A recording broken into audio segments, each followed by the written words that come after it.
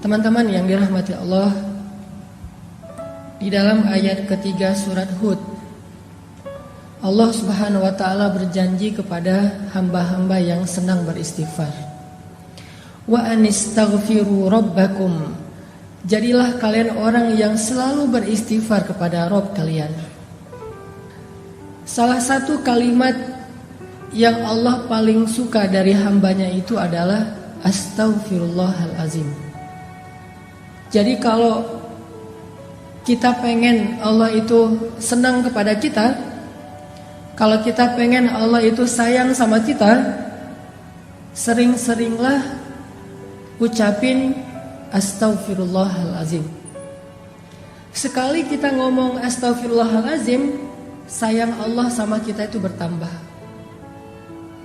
Itu kalau kita analogiin mirip kayak seorang suami yang kalau pengen nyenengin hati istrinya, maka dia memuji istrinya. Pernah? Maaf, salah nanya. Harusnya bukan pernah, mau gitu. Kalau pernah mah belum ya. Misalnya kalau suami pengen nyenengin hati istri gitu ya. Ayah kamu tukang las ya? Kok tahu gitu. Standar mah ya.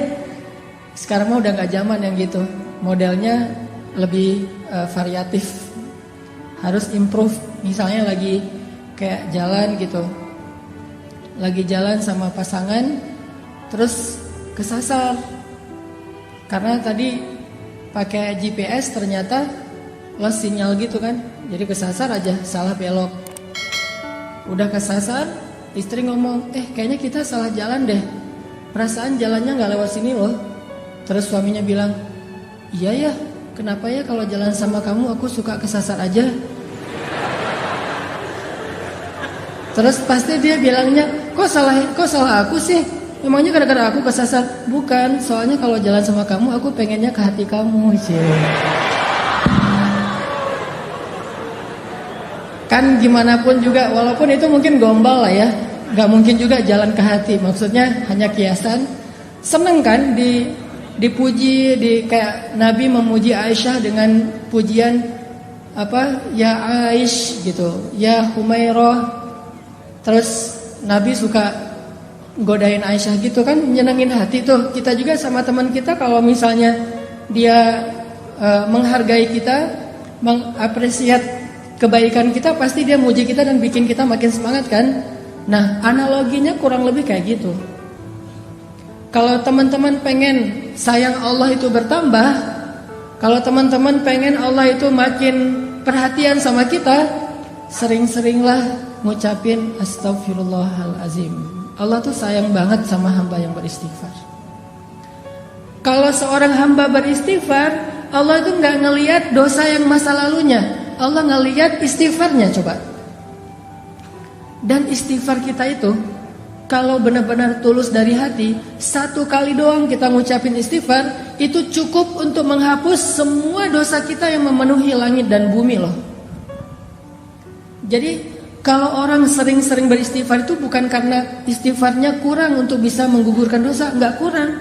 Istighfar sekali, dosanya memenuhi langit dan bumi, itu dosa habis, nol, zong langsung tuh.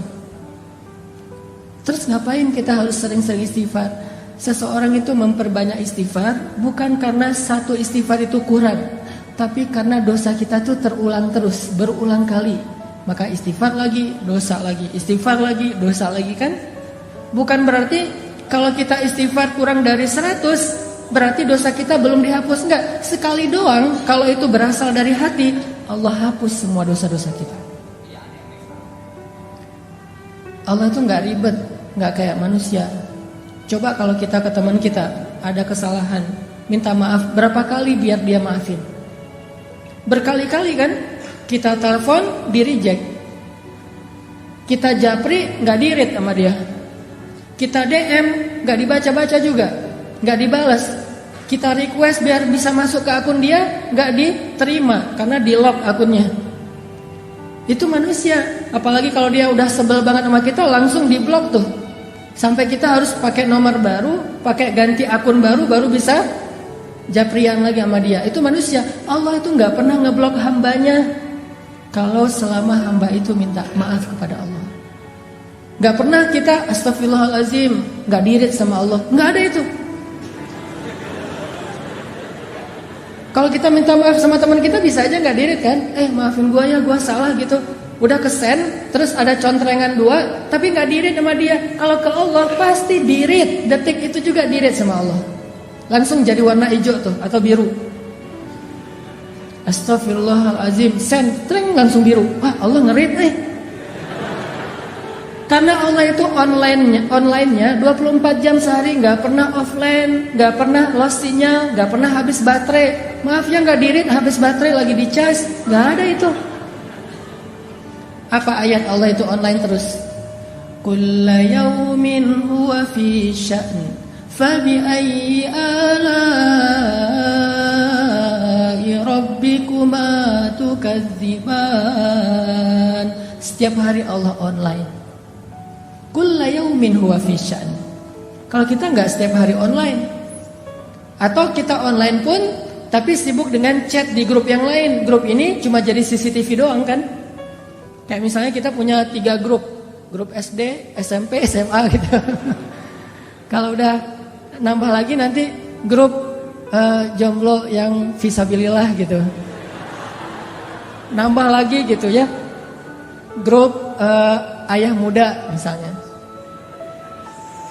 Terus ada lagi grup galau. Kenapa galau? Udah nikah tapi kayaknya ada kayak masalah gitu dalam pernikahan. Bikin grup juga tuh. Biar saling share pengalaman. Kalau ya kayak gitu ntar gini triknya gitu-gitu deh. Ada-ada aja lah pokoknya grupnya banyak tuh. Coba berapa grup yang kita sanggup aktif di dalamnya? Paling 1-2 doang. Sisanya kita cuma jadi CCTV. Kalau lagi heboh baru kita bacanya nge-scroll. Kadang-kadang gak dibaca juga. Pas dibuka langsung delete chat gitu. Biar gak memenuhi memori kita. Udah aja. Gak dibaca-baca juga tuh. Tapi Allah, kita di grup mana aja, Allah itu ketika kalian berdua, Allah yang ketiga. Kan ayatnya gitu kan? Jadi kita bikin grup berdua nih, Allah ada loh sebagai admin malah. Yang mensortir nih, ada yang bahasa-bahasa gak bagus nih, nanti bisa diblok sama Allah. Kalau kita bikin grup bertiga, Allah yang keempat. Kita berempat, Allah yang kelima. Wa huwa ma'akum aina ma kuntum. Allah itu bareng dengan kita terus dimanapun kita berada. Dan Allah selalu online. La ta'khudhuhu sinatun wala naum. Kalau bahasa sosmed, dia gak pernah habis baterai, gak pernah lost sinyal. Ntar aja kita chatnya ya, gua charging dulu nih. Enggak. Allah selalu online. Dan walaupun Allah selalu online, yang minta ke Allah tuh banyak banget. Allah fallback dong, macam-macam segala macam tuh banyak banget yang minta ke Allah. Allah gak kewalahan. La ta'khudhuhu sinatu wala naum wala ya'uduhu hifdhuhuma. Gak pernah Allah kewalahan sama sekali. Walaupun kulla yaumin huwa fi sya'n. Jadi kalau kita minta maaf sama teman kita, bisa banget dia gak akan ngerit. Apalagi lagi sebel. Begitu nama kita muncul, gak akan dirit, langsung lewat. Padahal online tuh. Kayak kita misalnya sama kita orang yang udah nikah, misalnya lagi ada masalah sama istrinya, itu kan suka, maafin papa ya, misalnya segala macam. Atau teman kita juga gitu. Dia sih udah ngelihat WA kita, taunya dari mana? Last scene-nya kan ya. Misalnya kita nge-WA dia jam 9.30 pagi. Last scene-nya dia jam 9.35. Berarti kan dia baca kan? Terus last scene-nya lagi jam 10, last scene-nya lagi jam 11, last scene-nya lagi jam 12, sampai malam. Last scene-nya jam 11 malam, WA kita belum juga berwarna biru. Berarti dia tahu, cuman sengaja gak ngerit. Itu manusiawi banget tuh. Tapi Allah gak gitu. Allah gak ada last scene-nya 5 menit setelah kita istighfar, tapi gak ngebaca istighfar kita, gak ada tuh. Di detik kita kirim istighfar ke Allah, detik itu juga Allah ngerit. Walaupun ngirimnya jauh loh ke langit, tapi kan Allah punya teknologi yang lebih canggih dari makhluk. Kita kirim ke Amerika aja langsung datang, langsung kebaca, apalagi dengan kebesaran Allah. Jadi pas kita bilang astagfirullahalazim, Allah langsung balas. Udah aku maafin, coba. Enak banget kan? Allah tuh baik banget tuh. Kita bilang astagfirullahalazim, detik itu juga Allah balas. Langsung Allah typing gitu kan? Oh, Allah typing Apa typingnya? Udah dimaafin. Terus kita balas lagi, Allah tapi dosa saya banyak banget. Udah lupain aja. Semuanya ya Allah, semuanya kata Allah. Jadi kita jadi kayak senang gitu chat sama Allah semalaman. Allah ngeladenin semalaman. Yang capek dalam chat dengan Allah itu bukan Allah, kitanya yang capek. Allah gak pernah capek sama kita. Udah ya, udah lama banget nih, udah 2 jam kita ngechat. Banyak hamba-hamba yang lain loh yang pengen. Enggak, Allah mah gak kayak gitu. Kita doang nih yang ngerasa lelah chat sama Allah kan. Coba kita angkat tangan sama Allah. Pernah gak Allah bilang, udahlah angkat tangannya udah kelamaan, udah cukup. Giliran yang lain. Enggak, kita doang yang pegal tangan kita. Kita yang pegal dengan lisan kita. Kita yang ngantuk mata kita. Allah gak pernah pegal, gak pernah capek untuk mendengar chat dari hambanya. Enggak sama sekali. Jadi kalau ke manusia itu agak-agak ribet kalau minta maaf. Tapi kalau sama Allah itu mudah banget. Cuman satu doang yang Allah harapin dari kita. Begitu kita ngesen Astaghfirullahalazim, itu jangan cuma kata-kata tapi berasa di hati. Yang Allah nilai itu hati kita tuh. Kalau yang kita ngeklik pas ngesen itu adalah lisan, Allah gak akan read. Mau sampai kiamat juga gak akan di-read sama Allah. Tapi kalau kita ngesennya pakai hati, di detik itu juga langsung Allah typing. Kalau ngirimnya pakai hati. Dan walaupun kita tidak berteriak, Allah di langit ke-7 ya sami'ud du'a, sangat mendengar setiap ucapan kita. Jadi bagi Allah yang penting istighfar kita walaupun cuma 1 kali dari hati. Apalagi kalau berkali-kali, Allah lebih senang lagi tuh. Sekali doang kalau dari hati udah langsung Allah hapuskan semua dosa. Terus ngapain harus berkali-kali? Itulah bentuk dari penyesalan kita. Kita ngerasa kayaknya dosanya banyak, masa istighfar sekali doang? Walaupun kalau dari angle Allah sekali itu udah cukup. Tapi dari angle kita kan kayak kita ngerasa guilty banget ya, merasa bersalah banget. Aduh, banyak banget nih dosa saya. Ya Allah, astagfirullah. Padahal astagfirullah yang pertama itu udah gugur dosa kita semuanya kalau dari angle Allah. Tapi dari angle kita sebagai pendosa, kita ngerasa kayak dosa kita lebih banyak daripada istighfar. Harusnya istighfar lebih gitu. Jadi 2 angle yang berbeda. Saya pengen ngambil angle-nya Allah nih. Angle-nya Allah, istighfar sekali aja cukup buat Allah. Asal itu sidqan, jujur, berasal dari hati kita. Jadi teman-teman, poin pertama kita pagi ini apa? Kata-kata yang Allah paling suka dari kita itu salah satunya adalah Astaghfirullahalazim. Jadi kalau kita pengen Allah senang sama kita, kalau kita pengen Allah itu sayang sama kita, kalau kita pengen Allah lebih perhatian sama kita, coba dawamin sering-sering bilang Astaghfirullahalazim, Astaghfirullahalazim. Allah pasti tersenyum. Ada beberapa orang di sosial media, ini sekaligus klarifikasi ya, tabayun ya, mempertanyakan, Ustaz kok ngomong Allah tersenyum, emang Allah itu kayak manusia? Saya bicara itu bukan kata-kata saya, tapi itu hadis. Walaupun saya suka hadis itu gak dibaca teks, langsung diterjemahkan kepada analogi. Kan ada yang model ceramah, hadis dibaca teksnya. Kalau saya mencoba untuk langsung menganalogikan dengan bahasa kita. Itu hadis Nabi, kalau Allah itu tersenyum mendengar istighfar hambanya. Walaupun kita gak perlu mengimajinasikan tersenyumnya Allah itu kayak tersenyumnya manusia, gak perlu. Karena kita gak tahu zat Allah kayak gimana. Yang pasti kalimatnya tabassam, Allah itu tersenyum. Jadi ceritanya gini. Ali bin Abi Thalib pernah naik ke atas kendaraan. Nggak tahu itu Innova atau CR-V gitu, pokoknya naik kendaraan aja. Kalau Innova itu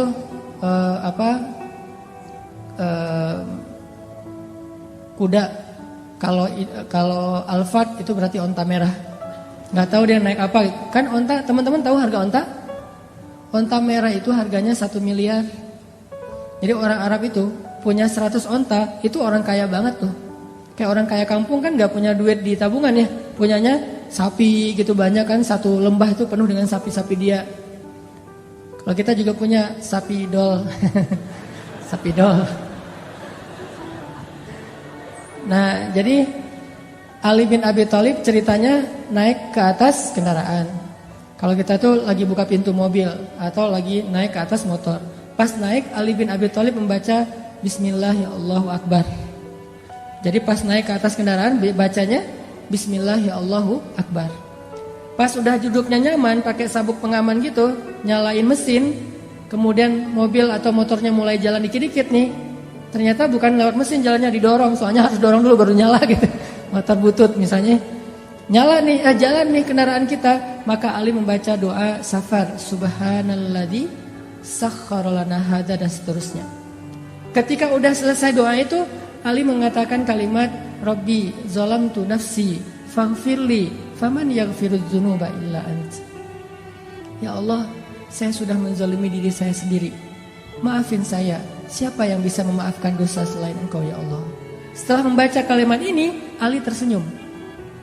Senyum aja. Senyumnya itu sampai bikin orang penasaran. Kok senyumnya kayak lama gitu, kayak happy banget, kayak excited banget. Senyumnya tuh kayak habis dapat hadiah apa gitu. Atau senyumnya tuh kayak anak muda yang baru diterima yes gitu ya. Diterima kampus maksudnya. Coba kalau kita habis diterima, kita jadian yuk, kasih waktu aku seminggu ya. Oh ya, itu kan seminggu paling berat tuh. Malam-malam yang gak bisa tidur, tahajud tiap malam. Ya Allah, Engkau lah yang menggenggam hati, balik-balikanlah hati dia ke arah saya gitu. Ternyata yang doa kayak gitu ada 2 orang. Terus hatinya tuh agak-agak labil gitu nih. Kenapa sih hati saya tuh kok deg-degan ya, sekali kanan sekali kiri, dua-duanya kuat-kuatan doanya nih. Ya Allah, balikinlah hati dia ke saya. Dia mau ngasih jawaban hari Minggu. Hari Sabtu itu kan hari yang paling deg-degan kan. Kok lu gak makan sih? Gue lagi gak enak makan. Kenapa? Lagi menanti jawaban. Nah itu berat banget tuh hari-hari kayak gitu tuh. Pas hari Minggunya, pagi-pagi udah mandi, udah segala macam. Kata teman kita, lu harus siap ya dengan segala jawaban. Gue siap banget. Siap kalau dibilang iya sih. Kalau dibilang enggak siap sebenarnya. Bayangin, pas kita datang, dia bilang, aku udah pikir-pikir dan udah nanya ke orang tua. Orang tua nyerahin ke aku. Terus, insya Allah aku bersedia. Wah, itu mah dunia. Kayak apa aja gitu kan ya, bisa mati mendadak tuh, nggak jadi nikah. Gara-gara jantungan gitu. Apalagi ceweknya tuh cewek yang kita banget lah pokoknya. Punya tipe kan, ada yang gayanya gaya Korea gitu kan, yang oriental, ada yang Arab gitu, ada yang etnik, yang Indonesia banget misalnya. Ada yang dia senengnya emang yang agak-agak eksotis, Afrika misalnya. Kayak saya kan sering main di air, akhirnya orang bilang, "Ustaz kok makin hitam?" Enggak hitam, eksotis. Nah ini jadinya Ali itu kayak bahagianya tuh, senyum-senyumnya tuh kayak orang baru jadian. Bahagia banget, kan bikin orang lain kepo ya. Ali, kata salah satu pengawalnya, kenapa kok senyum-senyum? Dia kepo gitu. Kenapa kok senyum-senyum? Kata Ali, mau dengar gak ceritanya? Apaan? Dulu tuh Rasulullah, saya pernah ngelihat Rasulullah naik kendaraan, terus membaca apa yang saya baca. Di akhir kalimat itu Nabi tersenyum. Dan saya juga kepo, nanya ke Rasulullah, ya Rasulullah, kenapa engkau tersenyum? Apa jawaban Rasul? Aku tersenyum karena Allah tersenyum. Jadi Allah itu tersenyum mendengar hambanya mengatakan, ya Rabbi, saya banyak dosa, maafin dong dosa saya. Gak ada yang bisa maafin dosa selain Engkau ya Allah. Allah senyum dengan kata-kata itu. Akhirnya Nabi juga tersenyum karena bahagia terhadap senyumnya Allah. Akhirnya Ali juga tersenyum karena melihat Nabi tersenyum. Jadi itu disebut dengan istilah hadis musalsal kalau dalam ilmu hadis. Apa tuh hadis musalsal? Hadis berseri. Hadisnya itu bukan cuman teks, tetapi adegannya diikutin. Jadi kalau kita baca doa itu, idealnya kita bukan cuma ngebaca teks hadisnya, tapi ikutin juga adegan Rasulullah. Makanya saya pernah bilang, kalau kita beristighfar, astagfirullahaladzim, Rabbi, saya zalim banget sama diri saya sendiri. Tapi kan gak ada yang bisa maafin dosa sehebat Engkau ya Allah. Yang mudah banget tuh ngemaafin dosa hambanya. Ampunkanlah dosa saya ya Allah. Udah gitu senyum. Kenapa? Yakin karena Allah juga senyum waktu itu. Allah senang banget dengan kata-kata istighfar. Lupa seolah-olah ya, bukan lupa, seolah-olah Allah itu udah ngelupain semua dosa kita. Ya Allah, saya kan pernah berzina, ngapain disebut-sebut lagi? Saya juga udah gak ingat itu, udah dilupain sama Allah. Bukan lupa tapi sengaja dilupain, dihapus saja catatannya. Ya Allah, saya pernah minum, saya narkoba, saya riba, saya menzalimi orang lain, saya mengambil hak orang lain, saya durhaka sama orang tua, saya. nol semuanya. Hanya dengan sekali bilang Astaghfirullahaladzim, Allah langsung senyum sama kita. Jadi Allah tuh bukan senyum sama hambanya yang setelah sekian tahun beribadah jadi seorang ahli tasawuf banget. Gak hanya itu, bahkan kepada pendosa, hari dia tobat, hari itu juga dia jadi kekasih Allah. Hari dia beristighfar, hari itu juga dia jadi kesayangan Allah Subhanahu wa taala. Makanya poin ini penting banget teman-teman. Kalau pengen Allah sayang dan senang sama kita, senyum-senyum sama kita, bilang astagfirullahaladzim, terus senyum dengan harapan Allah nih lagi senyum sama saya nih. Kalau sidqan minal qalb, benar-benar diucapkan dari hati. Dan ini gak ada manusia yang bisa kayak gini sama temennya, sama orang lain, sama keluarganya. Yang mudah memaafkan kayak Allah tuh gak. Paling-paling kalau teman kita ngemaafin kita, mungkin kesalahan kita masih wajar.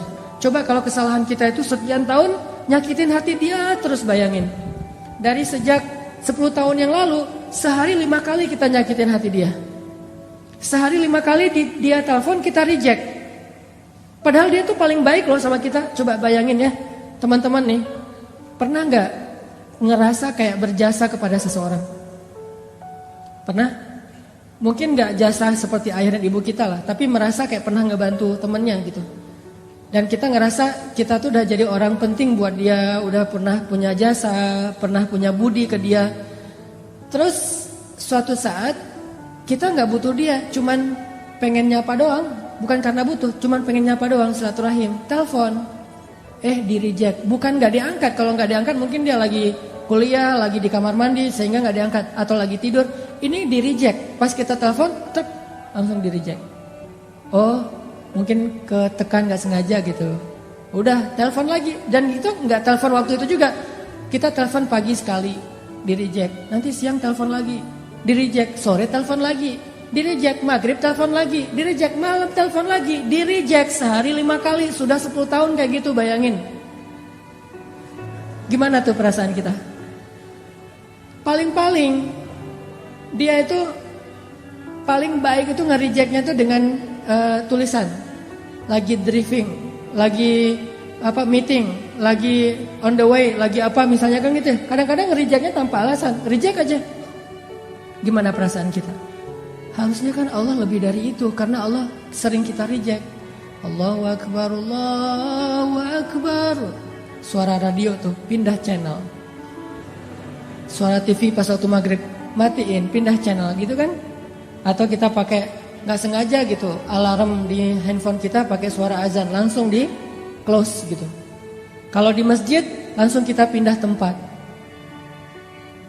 Hayya 'alas shalah. Kadang-kadang kita nge-rejectnya tuh dengan keluhan lagi. Duh, udah waktu sholat aja gitu kan.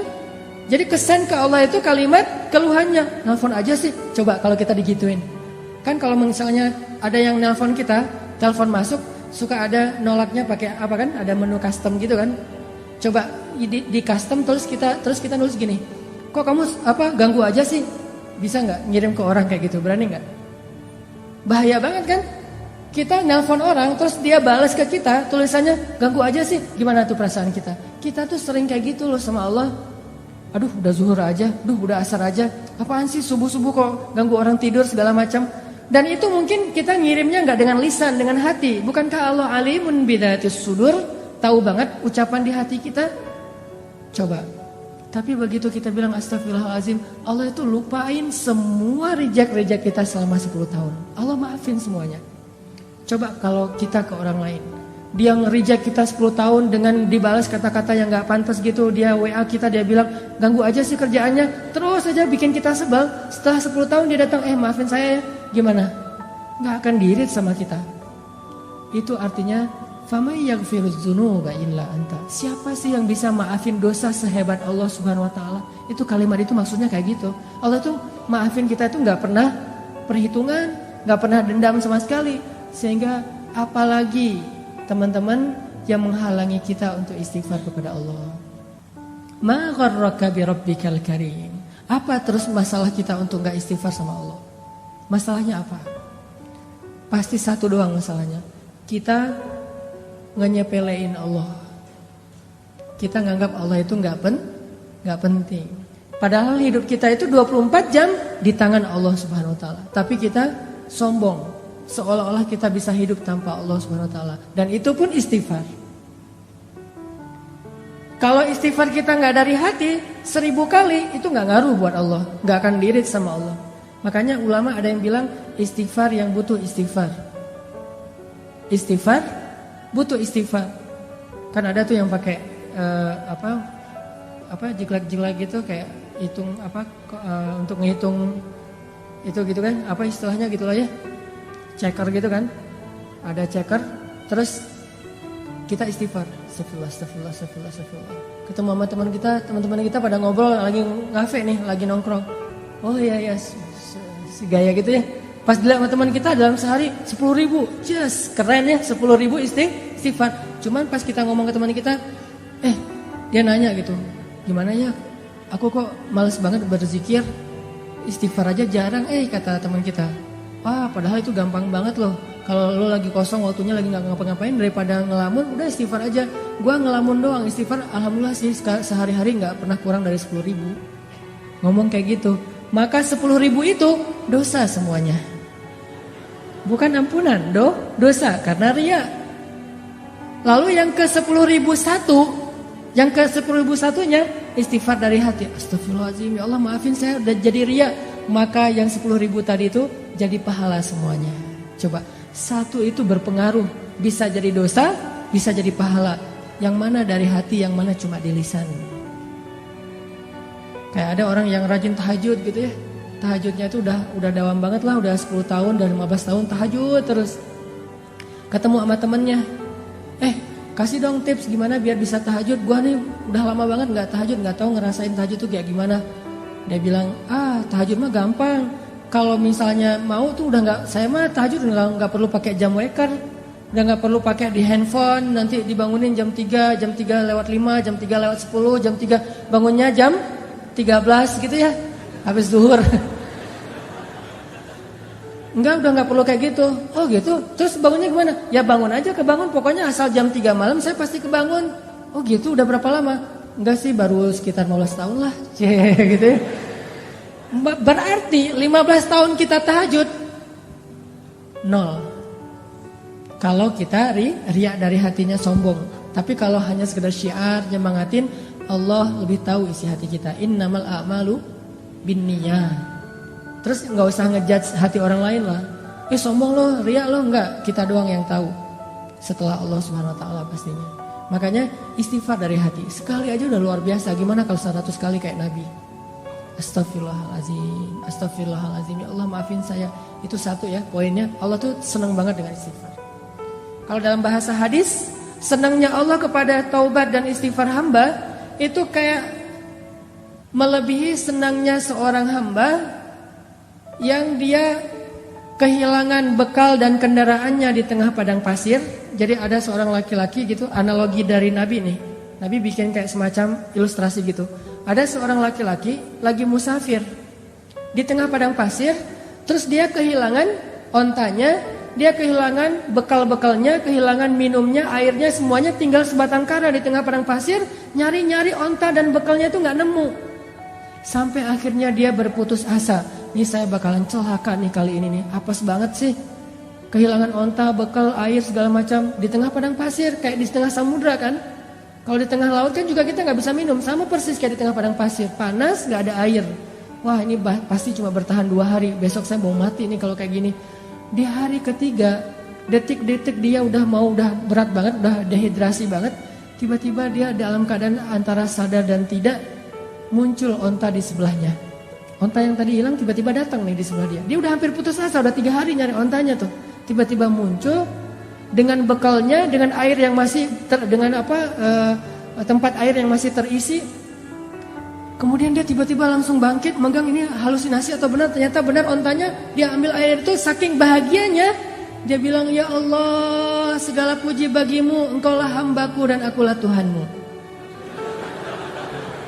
Saking bahagia dia kebalik ngomongnya, ya Allah engkaulah hambaku dan akulah Tuhanmu. Hadisnya kayak gitu.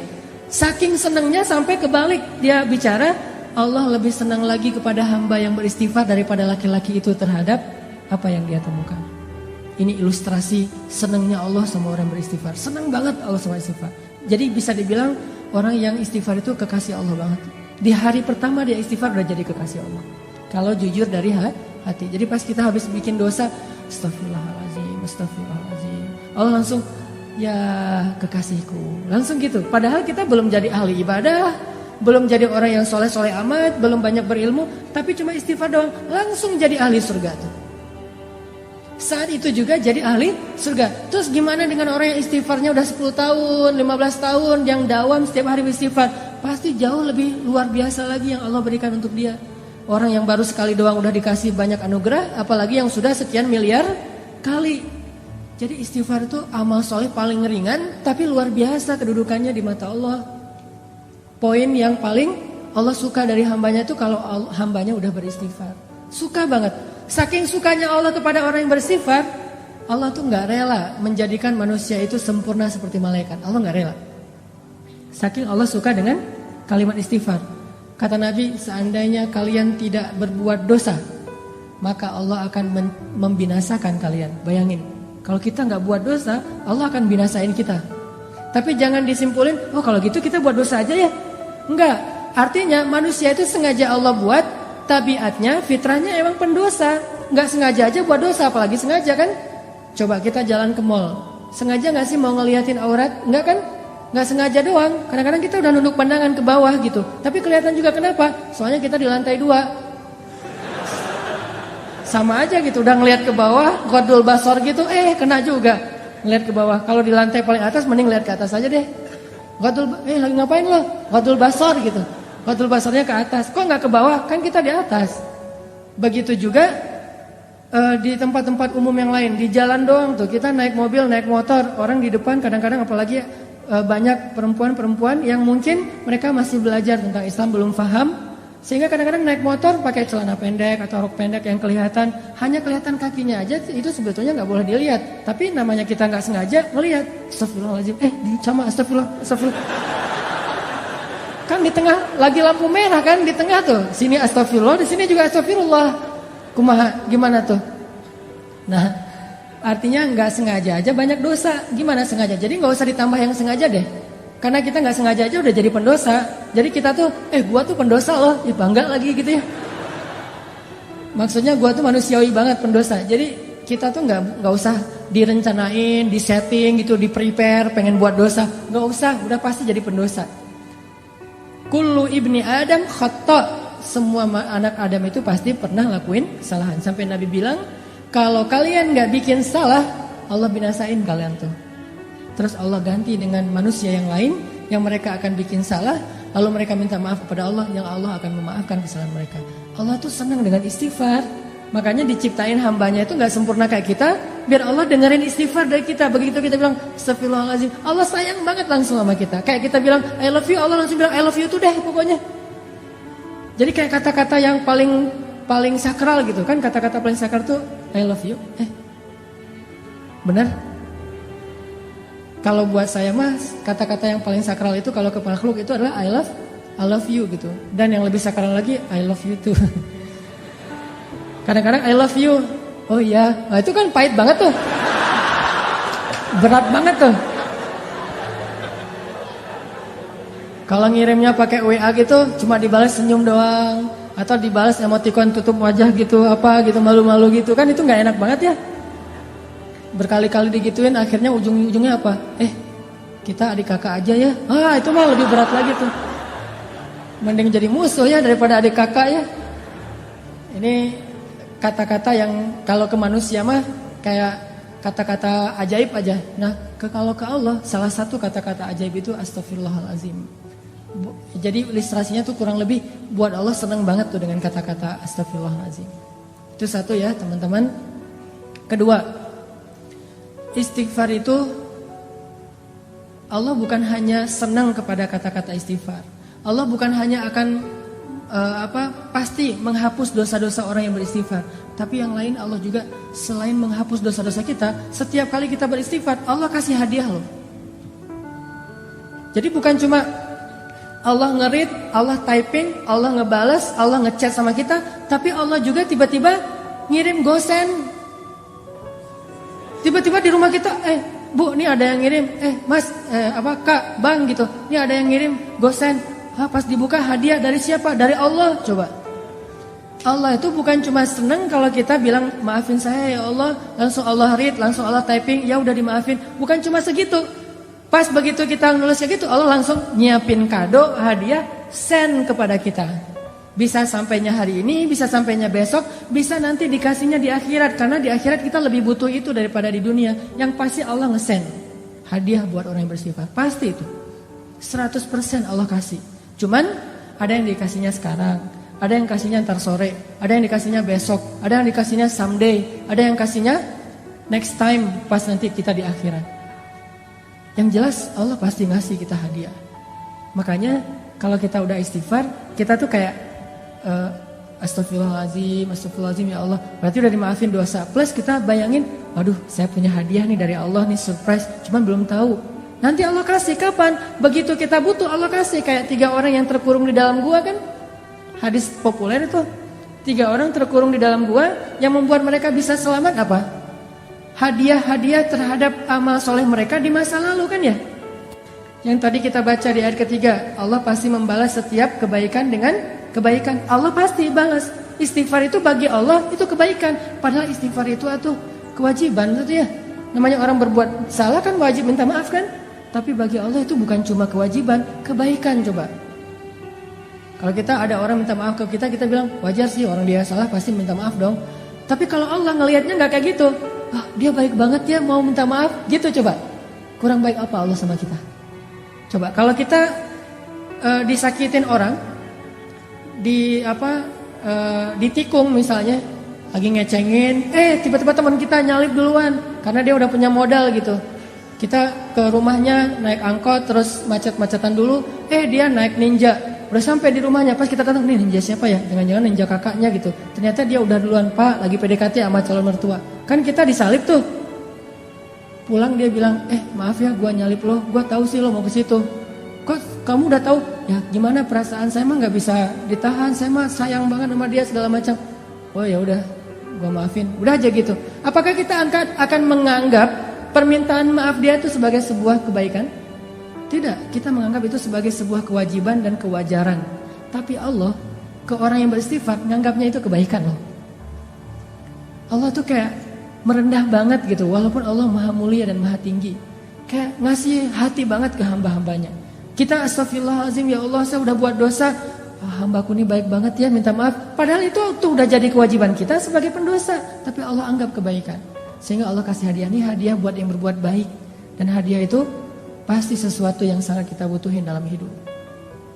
Makanya saya pernah cerita, mungkin teman-teman pernah dengar juga nih dari ustadz yang lain atau dari YouTube saya juga pernah kali. Keajaiban hadiah bagi orang yang beristighfar kan. Kisah siapa? Imam Ahmad. Jadi Imam Ahmad bin Hambal suatu ketika tuh jadi kayak ada perasaan kepengen ke Basrah. Ada apa ya di Basrah kok saya pengen banget ke sana gitu. Saya curiga nih, Raja Salman kemarin ke Indonesia itu gara-gara ada yang istighfar di Indonesia. Astagfirullahaladzim ya Allah Raja Salman. Astagfirullahaladzim Raja Salman. Tiba-tiba Raja Salman mikir, aduh kok gue pengen banget ya ke Indonesia. Datang tuh gara-gara istighfar seseorang di Indonesia. Dan saya juga pernah ngerasa gitu, walaupun saya bukan orang soleh, tapi maksudnya ada keinginan hamba Allah yang soleh, lebih soleh dari saya, yang membuat saya datang ke suatu tempat. Di Bandung itu saya pernah diundang oleh salah satu universitas, namanya Universitas Telkom. Itu ngundang saya tuh berkali-kali bentrok aja gak bisa. Tiba-tiba bukan saya yang datang, tapi saya dan pemuda hijrah bikin acara gosipnya di Universitas Telkom. Jadi bukan saya doang yang datang, satu tim, rame tuh. Yang datang waktu itu pesertanya sekitar 6.000 orang. Kata teman-teman panitia, Ustadz, kita itu ngundang Ustadz berkali-kali gak bisa loh. Dan terakhir sejak Ustadz mulai banyak yang ngundang-undang, itu WA saya itu gak pernah dibaca loh Ustadz. Tapi kita gak putus asa Ustadz. Gak bisa ngundang Ustadz lewat Japri, kita ngundangnya lewat Allah. Pakai istighfar. Ya Allah, astagfirullahaladzim. Hananataki datangin dong ya Allah, astagfirullahaladzim, Hananataki, astagfirullahaladzim. Tiba-tiba kita pilih di antara beberapa list yang kita mau bikin acara gosip, Telkom University itu paling memungkinkan, kita bikin di situ. Ini hasil istighfar ya Ustadz. Artinya luar biasa kan? Coba praktekin. Ya Allah, dia ya Allah, tapi saya lupa namanya, nggak tahu namanya siapa gitu. Pokoknya kurang lebih wajahnya tuh mirip-mirip Claudia gitu ya Allah, gitu-gitu. Tapi cek dulu ya, itu orang masih sendiri atau sudah berpasangan. Jangan sampai dia cerai. Kenapa dia cerai? Istighfar kita kan nggak boleh ya. Beristighfar demi orang lain putus gitu, nggak boleh. Pasti orangnya harus single dulu. Ya astagfirullahaladzim, astagfirullahaladzim. Pas kita ada hajat, ya Allah beri saya jodoh yang soleha, yang hafizah, yang konita, yang apa segala macam. Pas ketemu benar, Neng, Kak namanya siapa? Soleha, konita, hafizah gitu. Sesuai dengan permintaannya. Walaupun dia baru belajar tahsin 1 gitu. Tapi namanya soleha, konita, hafizah. SQF. Soleha, konita, hafizah. SQH. Nah gitu deh pokoknya. Jadi Imam Ahmad, by the way teman-teman, Imam Ahmad itu ulama dengan hafalan hadis yang terbanyak loh. Tahu berapa hafalan hadis Imam Ahmad? Kalau kita kan hafal hadis itu 1 ya, dari dulu sampai sekarang. Innamal a'malu ini ya. Kalau Imam Ahmad 1 juga, 1 juta. Hafalan hadisnya 1 juta. Imam Syafi'i aja gurunya Imam Ahmad itu respect banget, takjub sama Imam Ahmad. Imam Syafi'i tahu sendiri kan, yang hafalannya itu gimana? Kalau baca buku, beliau takut hafal. Baca buku takut hafal. Jadi kalau dia baca buku 2 halaman gitu, 1 halaman ditutup. Aduh, saya takut nih kehafal. Ditutup dulu biar nggak kehafal coba. Kita tuh, aduh, gimana ya cara hafal? Imam Syafi'i, aduh, khawatir kehafal nggak sengaja. Nggak sengaja kehafal. Kita mungkin satu-satunya yang kita hafal nomor telepon, cuma nomor telepon si dia. Kadang nomor telepon sendiri juga nggak hafal loh. Ustaz, nomor teleponnya berapa? Ntar ya, cari dulu. Tapi kalau nomor istri saya aja saya hafal banget tuh. Imam Ahmad hafalannya 1 juta hadis. 1 juta hadis, dan itu bukan cuma teks dengan sanad-sanadnya dari ini 1 juta. Saking luar biasanya kesolehan Imam Ahmad. Kan jadi selebgram banget tuh di masa beliau tuh ya. Followersnya udah jutaan lah pokoknya Imam Ahmad mah. Di mana-mana pengen Imam Ahmad, ngejapri, tapi kan namanya orang udah sibuk kayak Imam Ahmad kan nggak bisa ngebales. Akhirnya ngejapri langit. Tiba-tiba Imam Ahmad saya pengen banget ke Basrah. Ada apa ya di Basrah? Padahal saya nggak kenal orang loh di Basrah. Tapi pengen. Setelah berapa hari kepengen, akhirnya azam, udahlah saya berangkat aja. Siapa tahu ada sesuatu yang saya dapat kebaikan di sana. Berangkat ke Basrah. Namanya orang tawadu, rendah hati, berangkat ke Basrahnya itu sendiri. Nggak ada preparation apa-apa, nggak ngebooking pesawat, nggak ngebooking hotel, berangkat aja sendiri, backpackeran gitu. Jadi Imam Ahmad itu backpacker soleh. Dari Madinah ke Basrah backpackeran, jalan ke Basrah. Sampai di Basrah, karena nggak ada tempat menginap, beliau nginap di masjid terbesar di kota Basrah. Di dalam masjid lagi tidur, diusir sama marbot. Bang, ngapain tidur di sini? Pak, saya musafir dari Madinah, nggak ada tempat tinggal. Ya ini bukan hotel ini. Udah mirip Medan belum sih? Bah gitu ya. Ini bukan hotel ini. Mbah, kenapa tidur di sini? Udah keluar gitu. Diusir aja. Ini Medan, Bung, gitu ya. Keluar akhirnya dia. Ini orang, Imam Ahmadnya orang Sunda lagi kaget langsung kan ketemu orang Medan gitu. Akhirnya keluar di teras. Di teras datang lagi tuh marbot. Marbotnya emang agak-agak kayaknya belum dapat gajian tanggal tua. Agak-agak nyebelin gitu. Kok masih tidur di sini? Katanya tadi nggak boleh di dalam. Akhirnya saya tidur di luar. Ya ini masih juga masjid. Udah keluar. Diusir aja. Sampai keluar, didorong-dorong gitu. Bayangin ulama besar, orang soleh, kekasih Allah didorong-dorong. Tapi emang kayak gitu takdir Allah. Supaya jadi caper sama penjual roti. Penjual roti lagi tutup toko ngeliat ada orang didorong-dorong, dipanggil, wahai kisanak gitu ya. Kalau radio dulu teh. Pak, Tuan, kenapa? Ada apa sini gitu. Tuan butuh apa? Saya musafir, pengen tempat istirahat, tapi diusir di masjid. Oh ya udah, diistirahat aja di rumah saya. Rumah saya kecil, tapi lumayan lah untuk istirahat malam ini. Ya jazakallah khair wa iyyakum. Udah tinggal di situ. Subuh menjelang subuh, pas waktunya tahajud, Imam Ahmad bangun, ngelihat si penjual roti lagi bikin roti. Kan habis subuh dia jualan, jadi bikinnya sebelum subuh. Lagi bikin roti, ngaduk-ngaduk gitu. Setiap dia ngaduk dia bilang astagfirullahaladzim, astagfirullahaladzim, astagfirullahaladzim gitu. Bayangin. Dawamkan satu perbuatan yang dibarengi dengan istighfar. Lagi nyalain motor, astagfirullah, astagfirullah gitu. Bisa, lagi ngaduk juga bisa, lagi ngapain juga bisa. Selama itu satu perbuatan yang mubah. Mubah itu boleh-boleh aja. Jangan sambil berbuat dosa istighfar gitu. Atau istighfar tapi asik. Gimana istighfar tapi asik? Istighfar sambil main PlayStation. Wah, astagfirullahaladzim gitu. Nah, itu mah gak boleh ya.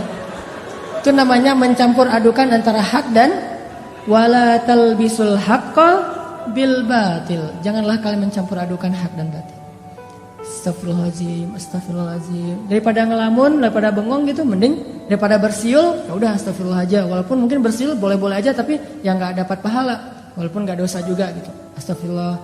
Imam Ahmad perhatiin, ini saya lihat udah 10 menit istighfar melulu. Didatengin sama Imam Ahmad. Tadi kepo juga. Mas, Bang, kan di Medan ya, Bang. Gitu.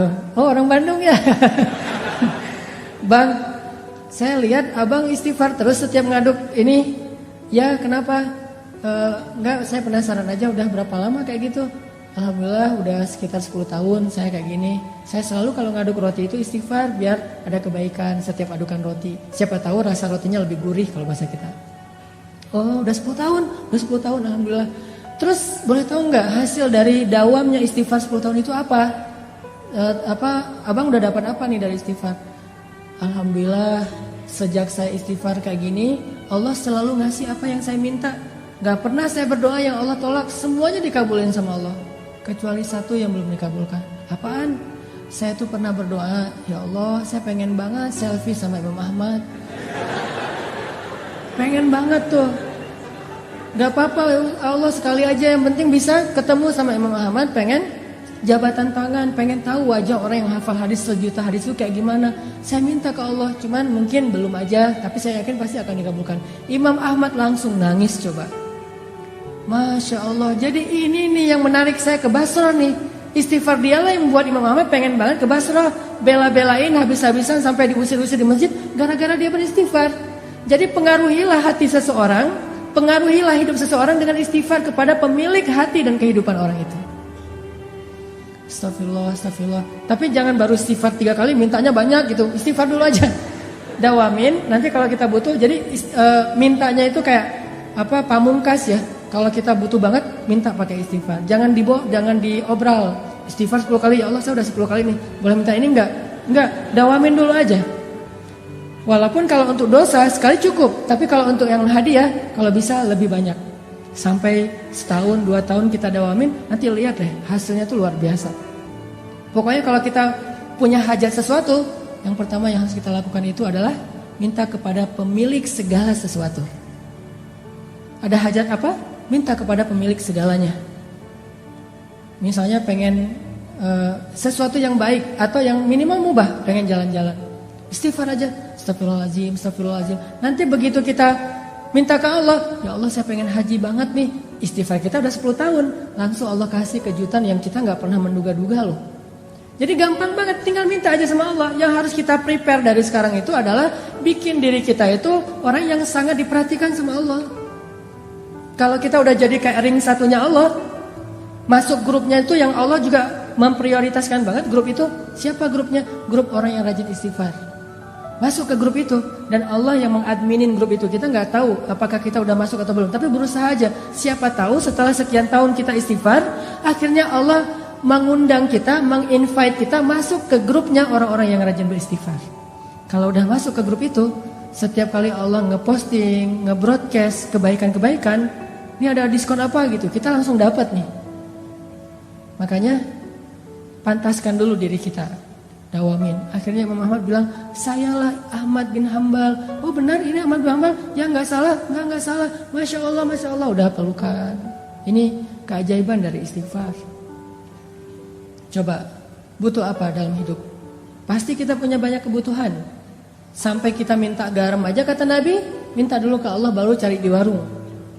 Jadi sebelum kita ke warung nyari garam, ya Allah garam, ya Allah, cari uang receh beli di warung. Terus apa gunanya minta ke Allah? Banyak gunanya. siapa yang bilang kita akan sampai di warung? Siapa yang bilang garam itu akan sampai ke rumah kita? Siapa yang bilang garam itu menjadi kebaikan buat kita? Siapa yang bilang bahwa kita akan hidup sampai masakan kita itu selesai dan kita bisa memakannya? Istighfar, minta ke Allah sebelum kepada yang lain. Astagfirullah, minta ke Allah, astagfirullah. Pengen apa aja istighfar. Sampai dulu di zaman Imam Hasan Al-Basri, tabi'in, ada 3 laki-laki yang datang nemuin Imam Hasan Al-Basri. Ya Imam Hasan, saya itu gak punya anak, udah lama menikah tapi belum dikaruniai anak. Kata Imam Hasan Al-Basri, banyak-banyak istighfar ya bu. Oh ya, siap-siap, pulang. Datang lagi orang kedua, gak punya kerjaan, miskin. Ya Imam Hasan, saya tuh miskin, fakir, susah banget untuk dapatin rezeki. Gimana tuh? Kata Imam Hasan, banyak-banyak istighfar ya bu. Oh iya ya, pulang. Datang lagi yang ketiga, Imam Ahmad, saya itu sakit udah sekian tahun dan belum sembuh-sembuh, apa yang harus saya lakukan? Banyak-banyak istighfar ya. Ya, pulang. Muridnya Imam Ahmad nanya, heran, soalnya jawabannya template gitu kan, bukan jawaban yang langsung ditulis ada masalah apa, enggak, template. Jadi ini jawaban untuk segala pertanyaan. Imam Hasan Al-Basri itu udah bikin template banyak istighfar. Udah aja, siapapun yang curhat ke beliau send template yang sama. Kayak admin banget kan? Akhirnya muridnya Hasan Al-Basri nanya, ya Syekh, kenapa harus kayak gitu? Semua jawabannya sama, padahal pertanyaannya beda-beda. Kata Imam Hasan, tidakkah kamu membaca Al-Quran di surat Nuh? Allah mengatakan, faqultu astaghfiru rabbakum innahu kana ghaffara yursilis samaa 'alaikum midrara wa yumdidukum bi amwalin wa banin wa yaj'al lakum jannatin wa yaj'al lakum anhara. Coba beristighfarlah kalian kepada Tuhan kalian, Allah pasti akan mengampuni. 1. Allah akan menurunkan hujan yang sangat lebat. 2. Allah akan memberikan harta yang sangat banyak. 3. Allah akan memberikan keturunan untuk kalian. 4. Allah akan memberikan kebun-kebun atau ladang. 5. Allah akan memberikan air sungai yang mengalir. 6. Istighfar. Tapi fadilahnya macam-macam. Sehingga masalahnya apa aja, jawabannya sama, istighfar. Butuh air, istighfar. Butuh jodoh, istighfar. Pengen punya anak, istighfar. Kerjanya susah, istighfar. Apapun masalah kita, istighfar. Dan itu means-nya apa? Artinya apa? Artinya yang menghalangi kebaikan dalam hidup kita itu cuma 1, dosa. Yang buat hidup kita itu susah dalam hidup itu cuma dosa. Makanya kalau pengen hidupnya jadi mudah, hilangkan dulu dosa. Dan cara menghilangkan dosa itu hanya dengan istighfar. Kita mau memperbaiki masa lalu gak mungkin. Kita hanya bisa menyesali masa lalu dan minta maaf kepada Allah dan memperbaiki masa depan. Allah akan mudahkan. Jadi yang kedua poinnya teman-teman, kita ada hajat apa? Istighfar. Kalau belum terkabul, berarti emang istighfar kita itu belum masuk grup. Masih japrian, belum broadcast. Pantaskan diri kita supaya Allah invite ke dalam grup orang yang rajin istighfar, sehingga nanti Allah kasih kita hadiah voucher kupon istimewa yang hanya dikasih kepada orang-orang yang Allah cintai. Itu yang kedua. Hari ini mungkin 3 aja keajaiban dari istighfar. Yang ketiga, teman-teman yang dirahmati Allah, istighfar itu bagi Allah dan bagi Rasulullah SAW itu bukan hanya kebaikan untuk di dunia, tapi istighfar itu mengubah status kita di akhirat. Coba teman-teman renungkan kisah seorang laki-laki yang membunuh 100 orang tuh. Yang ke-100-nya kiai lagi. Yang ke-100-nya ustadz. Dibunuh sama dia. Tapi setelah itu dia nyesel, dia bilang astagfirullahaladzim ya Allah. Langsung berubah status dari tadi ahli neraka menjadi ahli surga. Dia udah sholat, belum baik sholatnya, belum baik ibadahnya, tapi kok udah jadi ahli surga.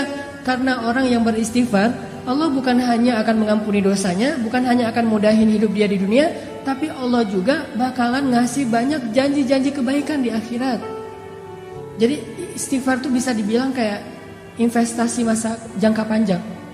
Yang someday nanti kita akan melihat, oh ini ya hasil dari istighfar saya di dunia. Banyak-banyak aja istighfar, gak ada yang rugi. Demi Allah, tidak ada ruginya beristighfar jika didasari dengan hati yang ikhlas. Demi Allah, gak ada ruginya berzikir jika didasari dengan hati yang ikhlas. Demi Allah, gak ada hamba yang datang kepada Allah pulang dalam keadaan kecewa. Itu gak ada. Dari zaman Nabi Adam Sampai akhir zaman gak ada yang datang kepada Allah pulang dalam keadaan kecewa, itu gak ada.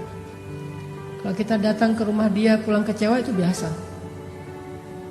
Pasti sering. Kita nelpon kecewa, kita japri kecewa, kita caper-caperan kecewa, itu biasa. Dengan makhluk kecewa itu biasa banget. Tapi dengan Allah, kalau kita kecewa bukan karena Allah, karena dosa kita sendiri, menzolimi diri sendiri.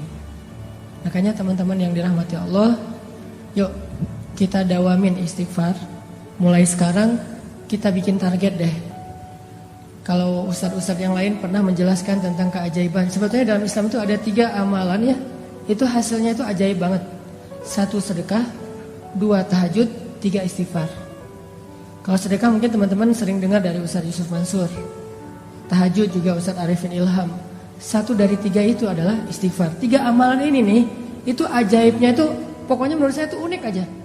Kayak ngasihnya itu cash gitu. Gak nyicil, cash langsung di dunia langsung dikasih.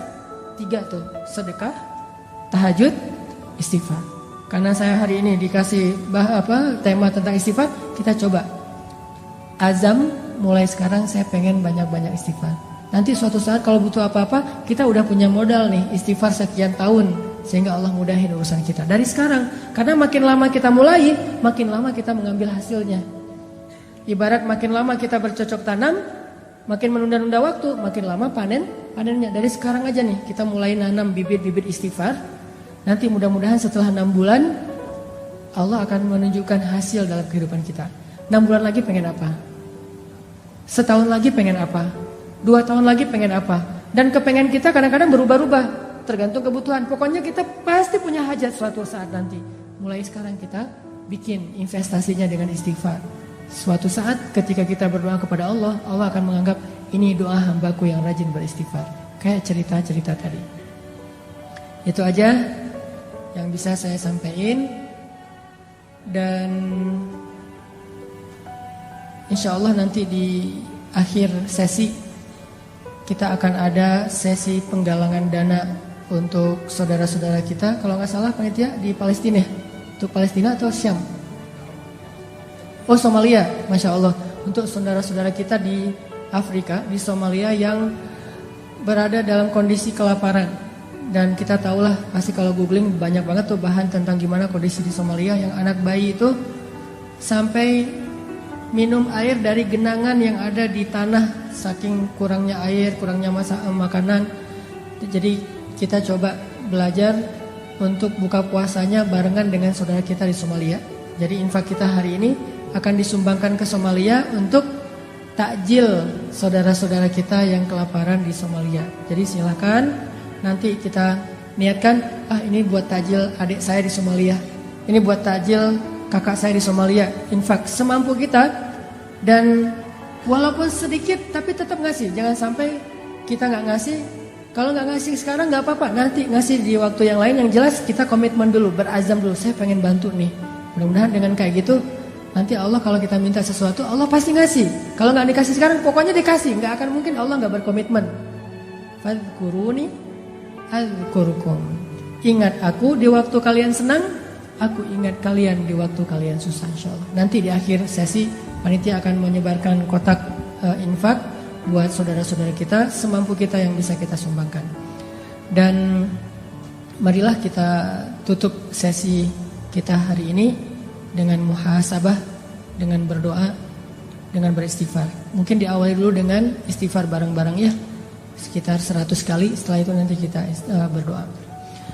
Astaghfirullahalazim, astaghfirullahalazim, astaghfirullahalazim, astaghfirullahalazim, astaghfirullahalazim. Mari bersama-sama.